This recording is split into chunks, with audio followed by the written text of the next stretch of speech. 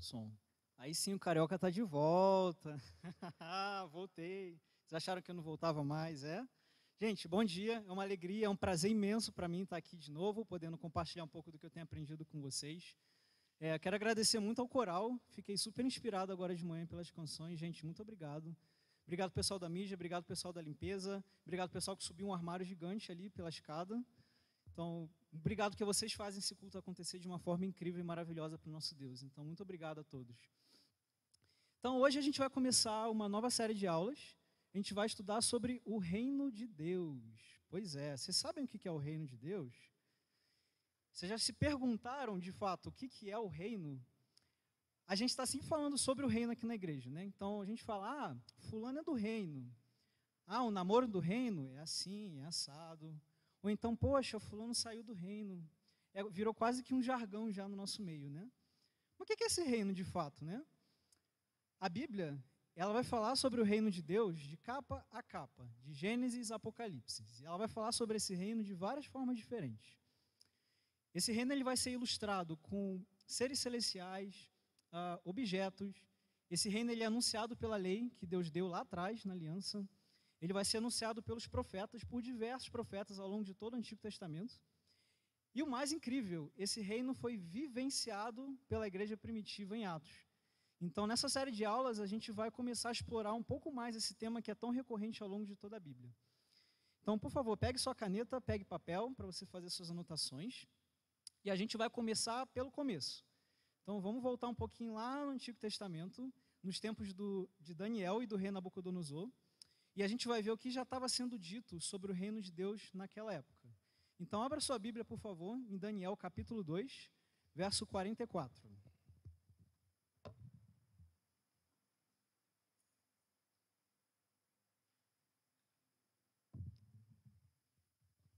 Diz assim: na época desses reis, o Deus dos céus estabelecerá um reino que jamais será destruído e que nunca será dominado por nenhum outro povo. Destruirá todos os reinos daqueles reis e os exterminará, mas esse reino durará para sempre. Isso aqui é Daniel falando. Nesse contexto, só para explicar, já que a gente não tem tempo de ler tudo, o rei Nabucodonosor, ele teve um sonho muito estranho, vocês podem ler depois todo o capítulo 2 para ver. E aí ele chama Daniel para interpretar esse sonho. E aí Daniel interpreta o sonho e ele solta essa profecia aí. Deus havia de estabelecer o seu próprio reino entre os homens. Seria um reino eterno, um reino livre de todo tipo de maldade, de toda crueldade humana. E depois que Daniel falou isso, muitos outros profetas falaram a respeito desse reino ao longo do restante do Antigo Testamento. Então, se você pegar aqueles profetas lá para os finais, né, Ezequias, Ageu, Malaquias, todos eles vão falar alguma coisa sobre a vinda desse reino, que exterminaria todo o mal da terra. E esse reino também ia trazer junto com ele a Nova Jerusalém. Provavelmente você já ouviu falar lá do livro de Apocalipse, né? Seria uma cidade santa, e nessa cidade todos os povos da terra viriam para adorar Yahweh, nosso Deus. E junto com essa cidade ia vir o Messias. Esse Messias, que viria da linhagem de Davi, seria o rei. Então, todos os povos viriam para adorar o Deus e seriam governados por esse Messias, esse rei que haveria de vir. E essa esperança foi aguardada ansiosamente pelos israelitas ao longo de milhares de anos. João Batista, ele foi o último profeta que falou sobre a vinda desse reino. Então, depois de Malaquias, teve um período de silêncio, veio João Batista e ele começou, olha, o reino está chegando, presta atenção aí.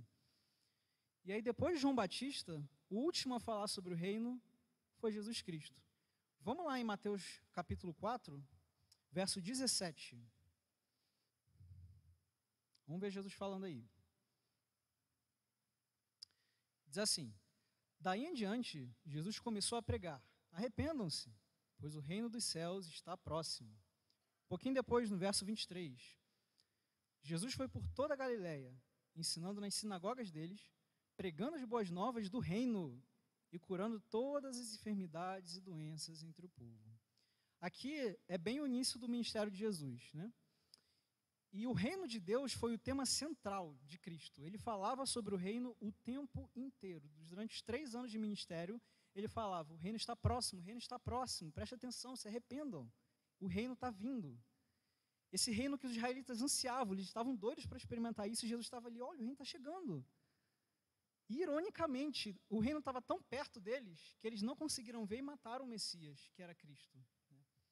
Então, tanto a fé dos israelitas, quanto a nossa fé cristã hoje, a gente tem como uma esperança máxima a vinda do reino, né? A vinda gloriosa do reino, o dia que a gente vai estar perto de Deus, que a gente vai experimentar o amor, a gente vai conhecer Ele em toda a sua plenitude, não haverá mais sofrimento, não haverá mais choro. Então a gente tem hoje essa esperança, que era uma esperança muito semelhante à que os israelitas tinham naquela época, né? Vai ser um reino livre de toda maldade. E de fato, como Jesus está falando aqui, como Daniel previu lá atrás, esse reino estava próximo, e esse reino chegou de fato, ele está aqui hoje já. Só que ele veio de uma forma que os israelitas não esperavam que eles viessem, isso causou muita confusão na época. Mas beleza, falei, o que é o reino de Deus? Bom, para a gente entender o que é o reino, a gente precisa esquecer um pouco do nosso conceito humano de reino, né? A gente aqui na Terra, no nosso sistema político, a gente tem o que a gente chama de monarquia. Então, alguns poucos países ainda têm esse sistema político, e nesse sistema existe um rei ou uma rainha, existe uma relação de nobreza, né? Pessoas de uma classe alta, de uma família de sangue puro, e tem os vassalos, né? Os servos, que são outras pessoas mais inferiores que servem eles. Isso é um sistema totalmente humano, e o reino de Deus é bem diferente, né?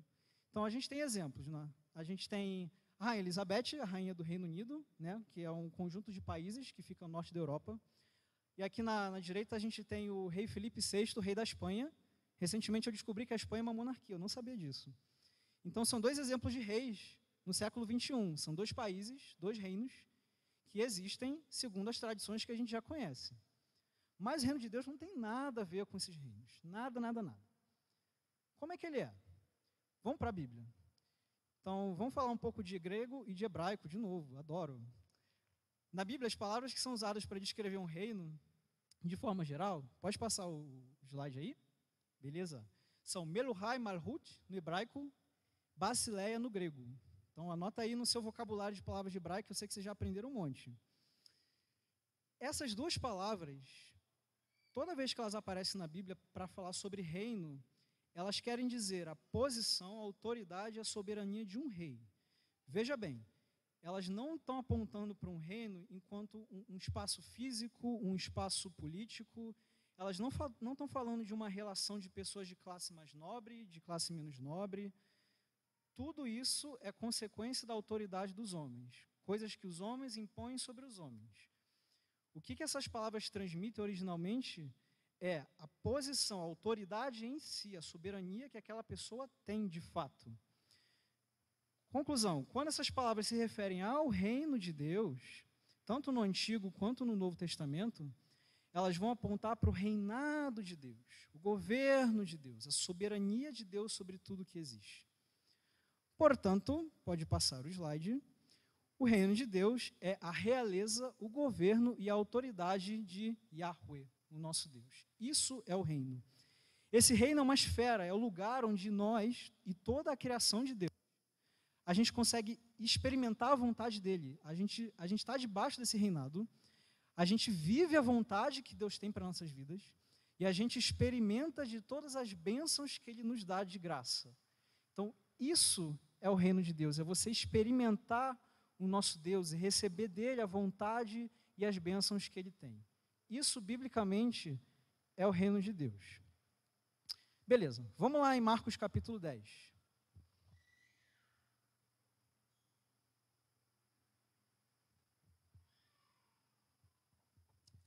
Alguns traziam crianças a Jesus para que ele tocasse nelas, mas os discípulos os repreendiam. Quando Jesus viu isso, ficou indignado e lhes disse: deixem vir as minhas crianças, não as impeçam, pois o reino de Deus pertence aos que são semelhantes a elas. Digo a verdade, quem não receber o reino de Deus como uma criança, nunca entrará nele. Uma coisa interessante que Jesus fala para a gente é que esse reino, esse governo de Deus, ele é recebido por nós. Ou seja, nosso Deus nos presenteia com o reinado dele, com a soberania e com o governo dele. Ele nos dá isso de graça. A gente recebe esse reino, desde que sejamos puros e humildes como crianças. Vamos rapidinho também em Mateus 6, escritura muito conhecida da gente. Mateus 6, verso 33. Busquem, pois, em primeiro lugar, o reino de Deus e sua justiça, e todas essas coisas serão acrescentadas a vocês. Novamente, Jesus falando sobre o reino. Mas aqui ele fala que, ao mesmo tempo que a gente recebe, a gente deve buscar esse reino. E não só esse reino, mas a justiça que vem junto com esse reino. A gente vai falar mais sobre isso também, relaxa. Então, o reino de Deus é tanto algo que se recebe pela graça, e é algo também que se busca, é algo que você precisa almejar na sua vida. Como isso é possível? É quase que paradoxal. Vamos ver uma ilustração, bem simplória. Esses são meus dotes artísticos, para quem não conhece. Então, aqui a gente tem os universitários que fizeram o Enem, ó, diagrama de Venn. A gente tem a terra de um lado, a gente tem os céus, né, que seria o lugar onde Deus reina com seres celestiais. O que acontece? O reino é justamente os céus vindo para cá. Isso não tinha no Antigo Testamento. Lá atrás, na época de Daniel, isso era impensável. Não podia acontecer. E isso é o reino de Deus. Quando o reino veio, ele se interpõe, houve uma interseção entre os céus e a terra. Então, o reino, o governo de Deus, ele sobrepõe a nossa realidade humana. Então, a gente consegue experimentar um pouco do que seria a vida que a gente tanto almeja, a vida que a gente tem esperança de ver um dia Deus. Essa vida maravilhosa, Nova Jerusalém, toda essa esperança que a gente tem para o futuro, a gente consegue experimentar um pouco disso agora. Porque o reino veio, tudo que é do céu veio e está entre nós agora. Então, por isso que Jesus fala, vocês precisam receber o reino, porque ele já veio. Então, você precisa aceitar, ele está aqui já. Mas você também precisa buscar ele, porque você não é obrigado a aceitar ele. Mas você quer? Corre atrás, porque ele já está aqui, ele está disponível para você pegar. Ele está disponível para você viver essa coisa incrível, né? É claro que seria impossível representar o reino de Deus com uma imagem dessa, né? Mas o que eu quero que vocês se lembrem é que é como se fosse, de fato, um pedacinho no céu que cada um de nós hoje pode experimentar aqui na terra. Nós podemos viver, experimentar a soberania do nosso Deus, um relacionamento íntimo com Ele, aqui e agora. Bom, então já falamos sobre o que é o reino. Mas, Patrick, você disse que o reino chegou. Como é que esse reino chegou? Vamos lá. Jeremias capítulo 31. Vamos voltar mais um pouquinho. Tá rápido, gente? Tá bom? Vocês estão me acompanhando? Vamos lá. Jeremias 31, versos 33 e 34. Diz assim: Esta é a aliança que farei com a comunidade de Israel.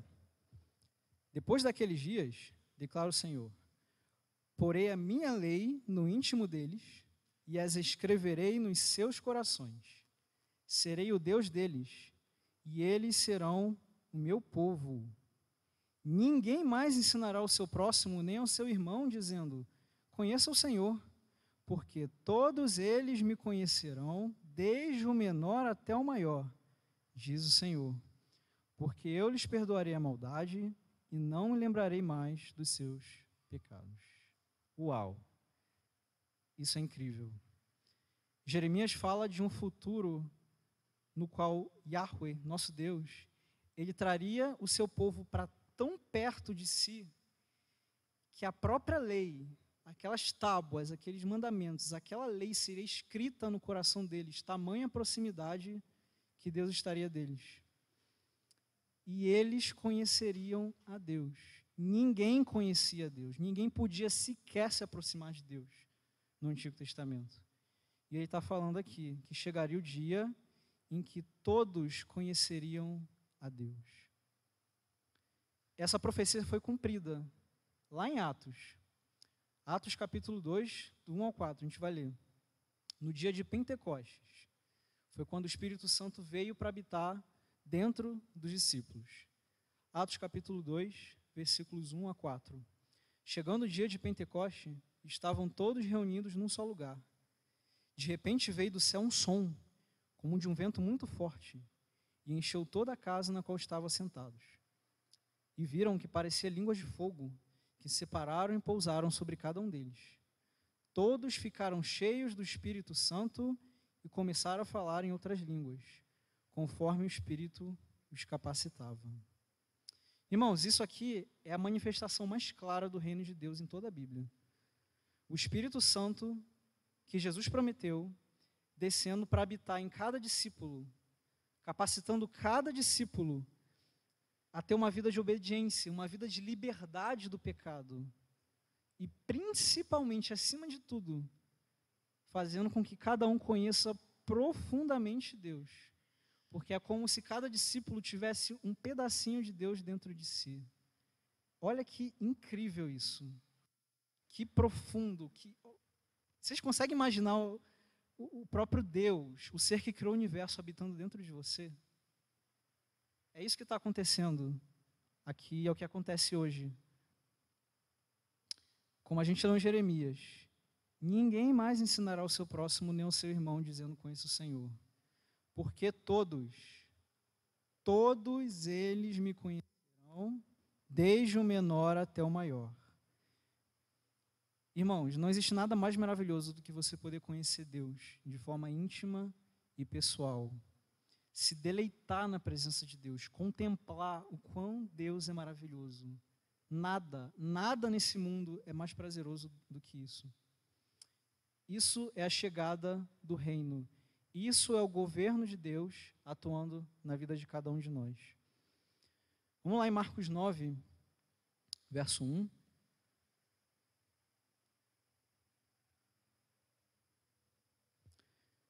Ele disse: garanto que alguns dos que aqui estão de modo nenhum experimentaram a morte antes de verem o reino de Deus vindo com poder. Jesus falando. Esse texto me causou confusão por muito tempo. Eu não entendia. Eu pensava que Jesus estava falando que os discípulos dele não iam morrer até que Jesus voltasse de novo. E eu ficava: caramba, mas não tem como. Todos eles morreram, foram mártires. Aí depois que eu entendi.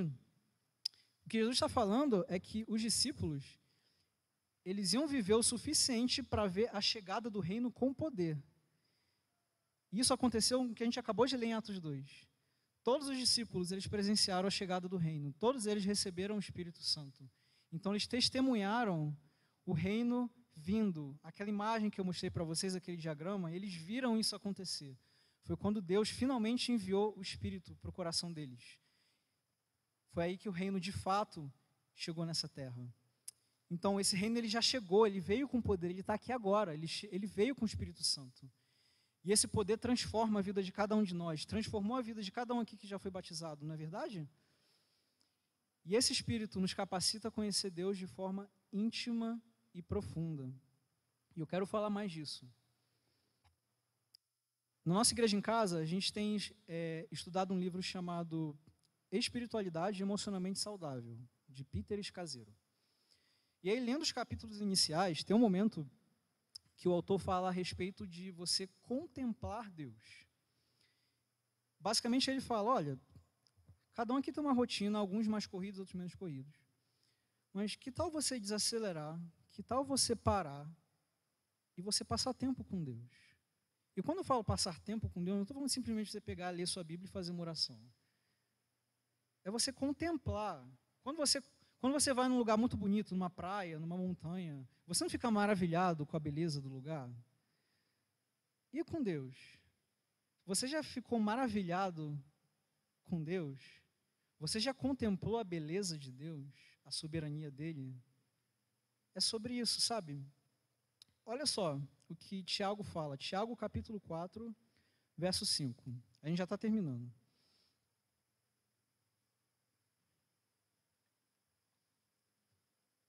Ou vocês acham que é sem razão que a Escritura diz que o Espírito que ele fez habitar em nós tem fortes ciúmes? Uau! Esse texto é muito difícil de ser traduzido no português, na verdade em qualquer idioma que não seja o grego, porque são palavras que não são usadas e têm um significado muito diferente. Tiago está falando aqui que, na nossa tradução, que o Espírito tem fortes ciúmes de nós. Se a gente for no texto original em grego, o que dá a entender, as palavras que são usadas, você pode estudar isso depois, que o Espírito que Deus colocou em nós, o Espírito que habita em nós, discípulos, esse Espírito tem um desejo ardente, um desejo vívido por nós. Ele sente ciúmes de nós. Não é só ciúmes, ele sente fortes ciúmes. Ele anseia. Olha isso. O Espírito que Deus colocou na gente, em mim e em você, ele quer que a gente desfrute de um relacionamento íntimo com Ele, um relacionamento íntimo com o próprio Deus. Irmãos, isso é muito profundo. Por favor, entendam que o maior prazer que Deus tem é estar com você. Não existe nada mais prazeroso para Deus do que ouvir você, do que estar com você, sabe? E quando você não está com Deus, o Espírito sente fortes ciúmes, ele não quer. Ele quer que você esteja na presença de Deus. Ele quer que você contemple a maravilha do nosso Deus, a soberania dele, o amor imensurável dele. Conheça-os, ninguém mais ensinará ao seu próximo, nem ao seu irmão, dizendo, conheça o Senhor. Porque todos eles me conhecerão, desde o menor até o maior. Profecia lá atrás. Todos conhecerão. Eu vou conhecer. Você vai conhecer. Você pode conhecer num nível que ninguém nunca mais, em toda a história do Antigo Testamento, pôde conhecer, sabe? Porque você tem um pedacinho do reino, um pedacinho do Espírito de Deus, do próprio Deus habitando dentro de você. Isso é maravilhoso, irmãos. Eu quero encorajar você. Eu também quero que você faça uma reflexão profunda hoje. Se você é um discípulo, você já recebeu o reino pela graça. Você buscou esse reino, você se arrependeu. Você foi batizado, você recebeu o Espírito Santo. Esse Espírito capacita você a ter uma vida de liberdade do pecado e a conhecer Deus de forma íntima e profunda, como a gente está lendo aqui nessas Escrituras. Esse mesmo Espírito que tem ciúmes, esse Espírito que habita em você hoje. Se você não tem experimentado um relacionamento íntimo com Deus, se hoje você não tem conhecido com profundidade Deus, o que tem impedido você? Eu não estou aqui para ser um carrasco, eu não estou aqui para julgar a sua espiritualidade. Mas esse Espírito, ele capacita você a viver uma coisa incrível, uma coisa que não existem palavras que são capazes de explicar o que é. Esse Espírito capacita você a contemplar Deus de um nível que eu posso ficar 10 horas aqui falando e eu não vou conseguir descrever com profundidade. Se você ainda não vive isso na sua vida, o que impede você? Porque você tem tudo que é necessário, você já tem o Espírito. Se você fez de Cristo o seu Senhor e Salvador, você tem o que você precisa. Você tem o próprio Deus habitando no seu coração. O que impede você hoje, sabe? Será que a sua vida é muito corrida, você não tem tempo? Você não consegue contemplar Deus? Você não consegue separar um tempo no seu dia? Será que você só corre até Deus quando você precisa dele para alguma coisa, para resolver um problema seu? Ou pior, será que existe alguma coisa que te deixa mais apaixonado do que o Criador do Universo? Irmão, são perguntas que a gente deveria se fazer, nós que somos discípulos. Eu me faço as perguntas. E eu confesso para vocês, quem me conhece sabe que uma das coisas que eu mais tenho prazer é jogar videogame. Eu adoro, tem um monte de videogame no meu quarto. Quantas vezes eu deixei de estar na presença de Deus para jogar videogame? Quantas? Eu tenho 8 anos como discípulo. Quantas vezes eu deixei de contemplar a Deus, eu deixei de dar voz ao Espírito que habita dentro de mim para pegar o controle e jogar? Então são coisas, às vezes, que parecem até pequenas e passam despercebidas na nossa vida. Então, mas o que eu quero deixar para vocês é que o que a gente pode experimentar hoje, o reino, é algo maravilhoso, irmãos. E, olha só, ano passado, a gente estudou sobre o Shema, lembra? O maior mandamento de todos. Amar a Deus acima de todas as coisas, com todo o coração, com toda a alma, com todas as forças. A gente viu que isso não é uma obrigação. Na verdade, isso é um privilégio e é um prazer imensurável. Você já parou para pensar que o que você desfruta hoje, o relacionamento com Deus que você tem hoje por causa do Espírito, aquelas pessoas não tinham no Antigo Testamento? Porque, vocês lembram do templo, do altar? Tinha um lugar santíssimo, ninguém podia entrar lá. Tinha o sumo sacerdote, uma única pessoa, que uma única vez por ano podia entrar, oferecer um sacrifício, e ele podia experimentar a presença de Deus. Só que ainda tinha um agravante, se ele não tivesse puro, se ele tivesse com pecado, ele ia virar pó, ele ia ser queimado, tanto que eles entravam com cordas amarradas na cintura, porque se eles morressem, ninguém podia entrar lá para pegar o corpo, tinha que puxar com a corda. E hoje, você, ninguém precisa mais disso. Quando Jesus morreu, no Evangelho fala que o véu do templo se rasgou, de cima a baixo. Isso não é só um símbolo. Acabou. Não existe mais separação entre você e Deus. Não existe mais uma barreira. Você não precisa ter medo. Você não vai ser queimado se você falar com Deus, se você pronunciar o nome de Deus. Isso não vai mais acontecer. Porque o Espírito dele habita dentro de você. O que eu e você podemos viver hoje, aquelas pessoas não podiam viver. Muitos morreram ansiosamente esperando receber aquele Espírito e não receberam. Então hoje, o que a gente tem hoje é de um privilégio que, uau, eu não sei como descrever isso, né? E isso é o reino de Deus, irmãos. É isso, quando eu disse que é os céus entrando na terra, é isso, a presença de Deus invadindo o nosso mundo. Esse mundo é tão sujo, é tão podre, o nosso coração é tão rebelde, mas Deus, ele veio, Deus está aqui dentro de cada um de nós, porque Ele ama cada um de nós. Ele ama você, Ele quer se relacionar com você. Isso é o reino de Deus. Amém? Então, beleza. Então, hoje a gente aprendeu o que é o reino de Deus. Então, o reino de Deus é o governo de Deus, o lugar onde a gente consegue vivenciar a vontade de Deus, sendo concretizada nas nossas vidas. É você desfrutar das bênçãos dEle, e principalmente você desfrutar de um relacionamento íntimo, profundo com Ele, você poder contemplar a beleza, a maravilha desse Deus que nós servimos. Tudo isso graças ao Espírito Santo que nos foi dado de graça, pela graça, por Cristo, né?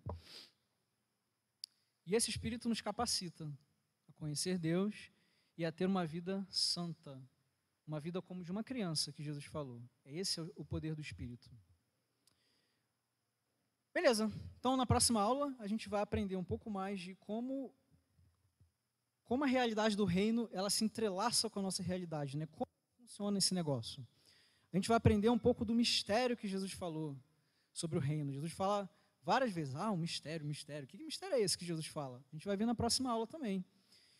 E a gente vai ver o tipo de transformação que o Espírito produz nas nossas vidas.